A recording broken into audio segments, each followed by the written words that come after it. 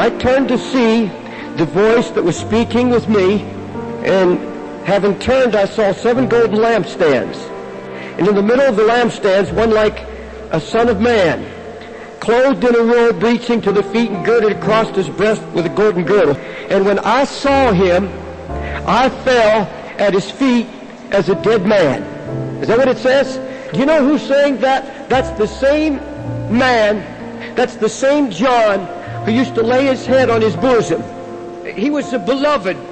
When he saw him in his humanity, he had that closest. He could lay his head right on his breast. He could speak and commune with him in this way. And this is the same Christ.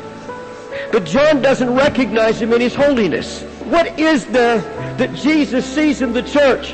What is there that makes his eyes flame as fire?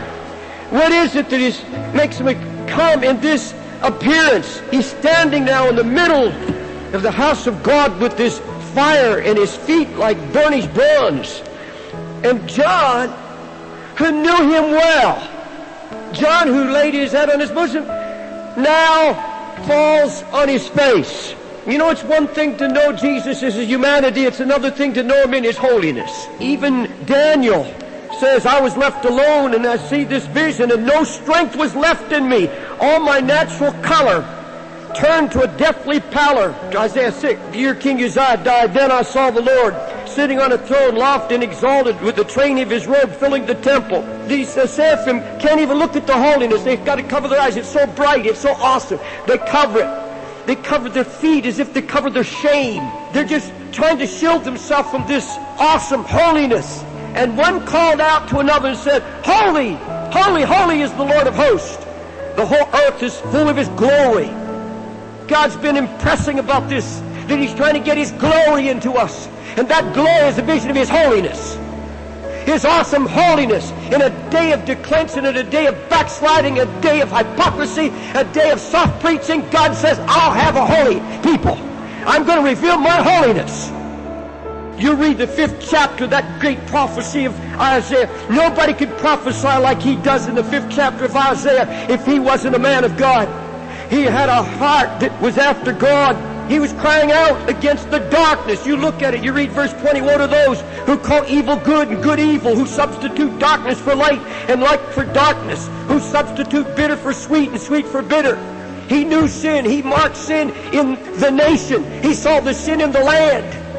But now he sees the vision of the holiness of Jesus. And listen to what he says. Woe is me, for I'm ruined. You just heard it. I'm devastated because I'm a man of unclean lips, and I live among a people of unclean lips.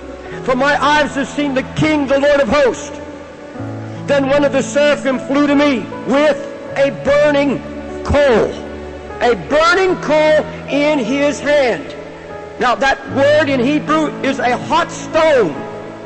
A burning arrow in his hand. And he touched my mouth with it and said, Behold, this has touched your lips. And your iniquity is taken away, and your sin is forgiven. Then I heard the voice of the Lord saying, Whom shall I send? And who will go for us? Then I said, Here am I, send me. Isaiah, when he had this cleansing, God knew who he wanted to send, but he had to hear from this man. I believe that Isaiah became the burning coal from the fire on the altar of God. He became the flaming arrow in the hand of God.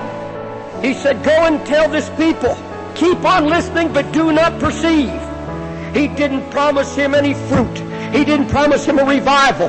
He said, I want you to go out. You're going to be a hot arrow.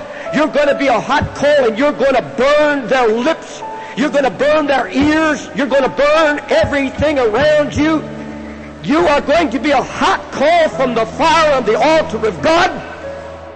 And God's trying to get some coals. He's trying to ignite a flame in hearts here tonight. He wants to take a hold of this backslidden boy, put him on the altar of holiness, burn out everything unclean in him, that he becomes a fiery arrow in the hand of God, who can go forth proclaiming the gospel of Jesus Christ. I hear this preaching, unity, unity, unity. You can't come forth from the holy altar of God. You can't come forth as a hot stone. You can't come forth as a flaming arrow and hug apostate. I will not hug apostates.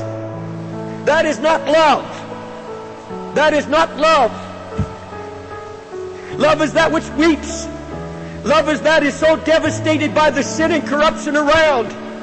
It goes to the altar of God, becomes a fiery flame, it becomes a burning arrow. Listen, you cannot have a hot stone touch you without being burned.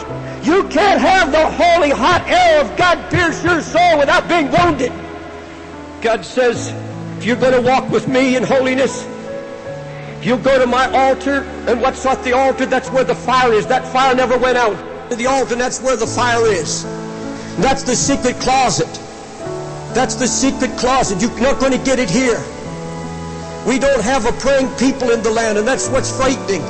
You're not going to be able to make it unless you go out of this place and I'm going to be a man of prayer. I'm going to be a man in the secret closet. I'm going to seek the face of God.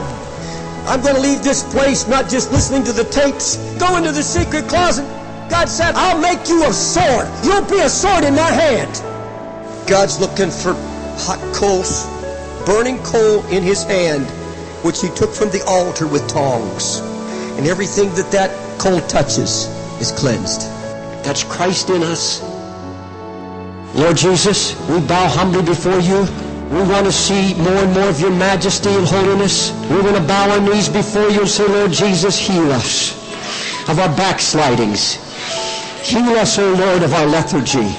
You've been calling us, Lord, to lament. You've been calling us to wake up. You've been calling us to kick the burden of the Lord.